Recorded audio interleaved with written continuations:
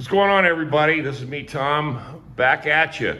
This is my longtime friend, Eric, who's been on my channel many times. Hey, Eric, what's up, brother? How are you? Good, man. Hey, man, I just thank you for inviting me into your shop, man. Dude, tell me about this bike. So this is a 2022 Honda 450R, and she rips. She's 4-stroke. She is fuel injected, and I'm gonna run 110 in it. The other bike I have is a carbureted 2006 Honda CRF 250. I had to pull the motor because the previous owner blew it up and sent the piston up into the jug sideways, blew all the valves in the stratosphere, and then broke the crank arm off of it. So Okay. I got it for about $1,000, and I put $950 into it. I got that motor over there. I'm waiting on parts. Yeah, I was asking you about this motor over here. Sorry if the light's a little bit dim, but we're in this garage right now. So right now I'm waiting on the shift drum for the kickstart, and then once that's in, I'll slap it all in there, throw it back in the bike, put the covers on it, fill it with oil, and should be ready to rip. Got new valves, got new cam. This is a new crank. I mean, this is the works right here. So it'll be like a 250 and a half. But yeah, Sweet. yeah. You know, your little papers you get printed out from like Brewer Cycle down to Henderson, Yeah. Little Power Sports. That's what I do. I just like working on stuff. Yeah, well, you know, it's funny. Eric and I have gone way back, 13 years. Eric was a teenager when I first met him. Yeah. And now he, you know, over time, he's just realized that, you know, he just had to get his shit together and realize there's a lot more to life than just, you know, partying, having fun and going fast and, you know, just doing all wild and crazy shit. So And then it proves it, man. Look at, he got these tricked out nice bikes, man. I mean, he's got a nice garage, and he's a young man, and he's got a badass bike on top of everything else. That bike is bad. Oh, this bike is bad? That bike is bad. Oh, man. Second start. Tell me how bad it is. So where I live, which I will not disclose, we have the train tracks in the back. If you start the bike and you ride to the train tracks, and you do a second gear pull, you can go from the train tracks to the nearest road and easily hit, I don't know, maybe 80 miles an hour.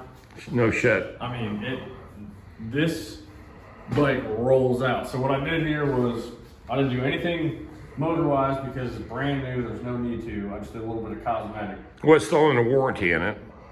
No. When No? you buy off-road vehicles, they don't come with warranty. Oh, okay. because Okay. You're gonna beat it up and you know.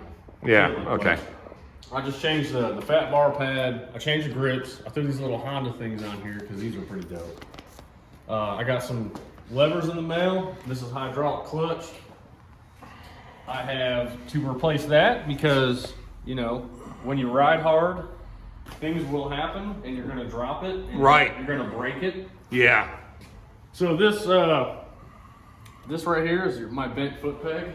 I was headed to my half brother to his shop one day, and I ride the train tracks to his shop. So I was straight ripping down this trail, and I didn't realize how fast I was going. I might have been hungover. There's a lot that's involved in that. Tell me you don't drink and drive, Eric. Not on this. Okay, yeah. Do not drink and drive on this bike. This will put you down quick. Yeah. Before your reflexes can even tell you. It'd be a to massive stop. hurt job. I was coming around a turn, and I slammed on the back brakes, kind of kicked the bike out because I ride down. That's my downhill mountain bike over there. Oh yeah, I do yeah. jumps and whatnot. I'm born and raised Buffalo, New York. We hit dirt jumps all the time. So I slammed on the back brake, kind of kicked the back end out to downshift to power through it. But what happened was nothing that I thought was gonna happen happened. So I wound up having to slam on the front and the back. The bike dropped, slid, and when I kicked my feet out, I had to kick my feet over the handlebars because there was this creek drain in the way. It was like a 5-foot drop. So right when the bike hit the shit, I just said, all right. So I jumped off the bike, came back, picked the bike up, turned it off, assessed the damage, and that was all I got out of that, was my bent foot peg. Wow. Wow. It sounds exciting. Oh, it was wild. Yeah, that was a wild. I'm in Yeah. the woods by myself, and I'm like, man, this is why when you go ride, when you go do anything, Yeah. whether, let's say, especially with prepping, when you start burying your food caches along your route along your X route, you let somebody know Where are you going? And where you're at. and what you're doing. That's that's great advice, Eric, because You know- I'll be honest with you, it's great to be a lone wolf, but when you're on a dangerous machine, if you're four-wheeling, if you're MXing, whatever, you gotta let somebody know. Especially when you're by yourself. Yeah, it's just important You stuff. never Yeah. know. You don't know what you're going to run into. Let's say, like last week, I was burying a food cache. I don't know, maybe 2 miles from the house. I had my dog with me.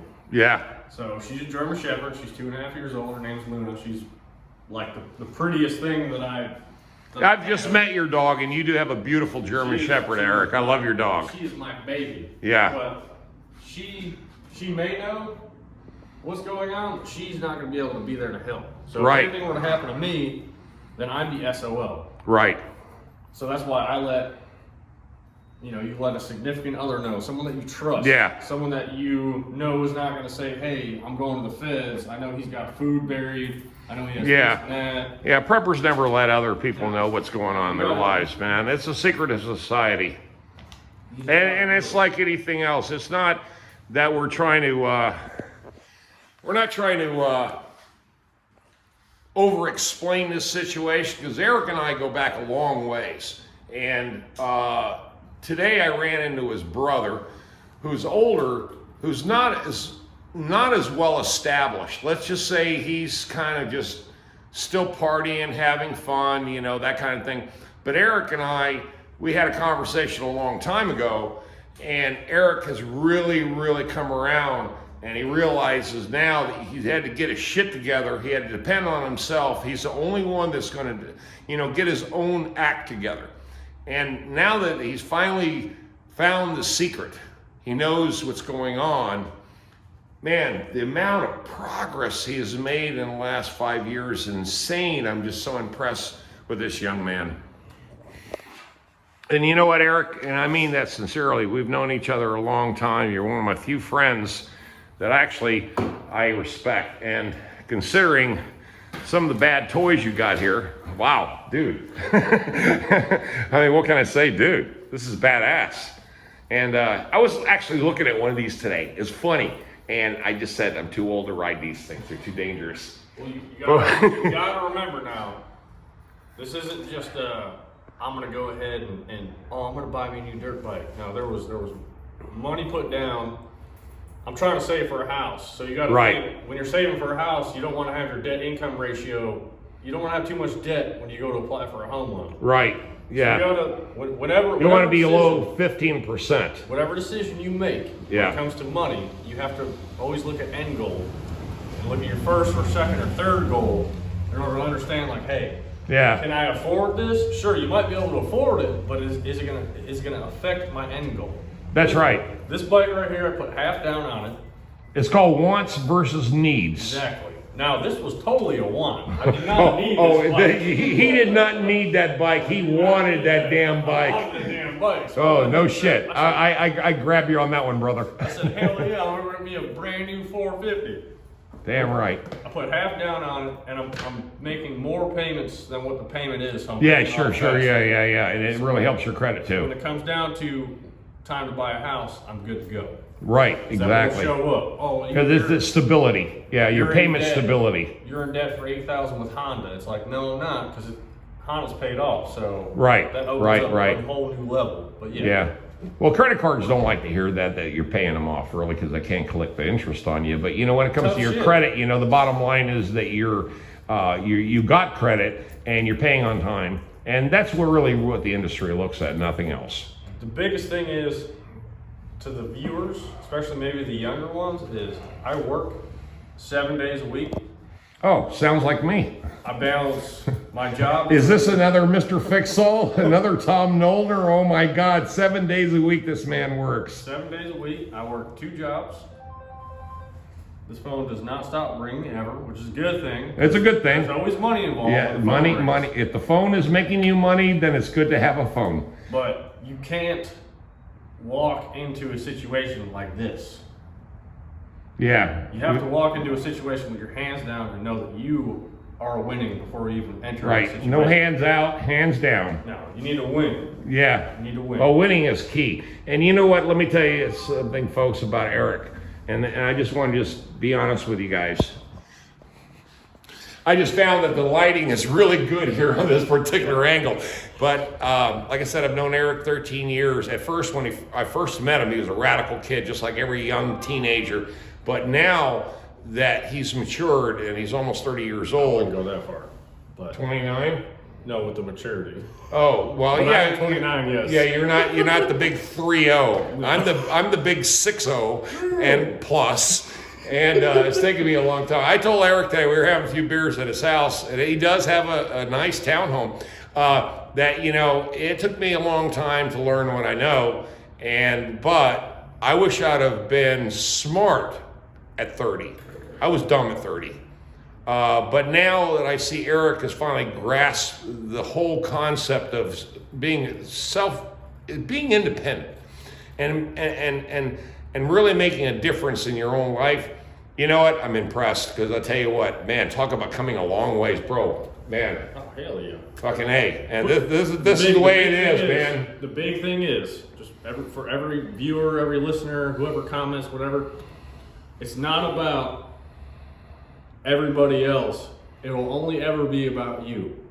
We came in naked, and we're going out naked. Right. What was that one comment you left on one of my videos? You saying that don't worry about Tom?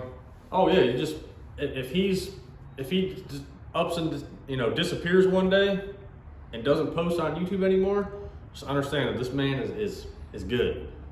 That's right. Not everything's about being flashy and doing this and I need to save for these designer slides. No, what the hell with that? What you need to do is you need to worry about yourself. I have a slogan. I might start making t-shirts. It's called MY. Wait, don't be putting no damn advertising. No. So it's Might get banned.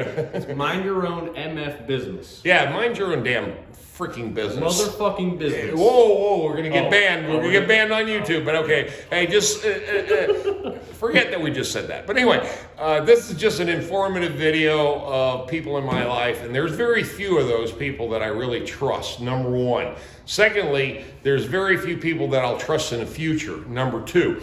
And the ones that I will trust in the future, if shit hits the fan, if anything goes wrong, Eric, I know, will have my back, because he's prepped, he's got his brain in the right place. And it shows. It took a long time, but at least he's achieving it earlier than I did as a young man, because I was fooled by society and fooled by politics. And that's the bottom line. I was fooled, and I bought into the big lie. Hindsight is 20/20. That's right. But just turn your TV off. Yeah. Go outside. Turn off the radio. Go outside. Do whatever you want to do. Don't think about anything anymore. Just go ahead and do it. Unless it's robbing a bank, then you probably shouldn't do that. But anyways, No robbing banks. no robbing banks. Earn it. Earn it honestly. You gotta work and you gotta save. And if you save enough, you might start investing. And if you don't want to do that, then don't do it. Just save. You need to live your own life. Just like I'm trying to do. Don't listen to the naysayers. I'm trying to live my own life, and I guarantee you, anybody who knows me, you're not gonna tell me what to do, because I understand the value of my own life. That's right. There you go. And on that note, we're going to wrap this up. I just want to share this video that sometimes us old guys do get into the heads of the young guys, and they listen, and they finally get it, and the light comes on.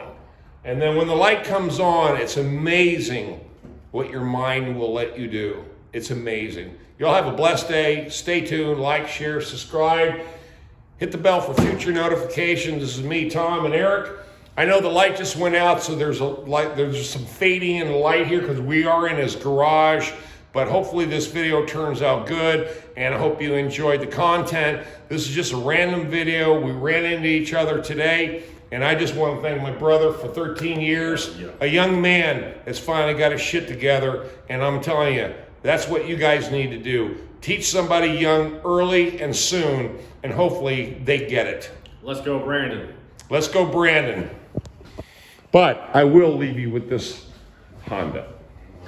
Mint boy. Badass.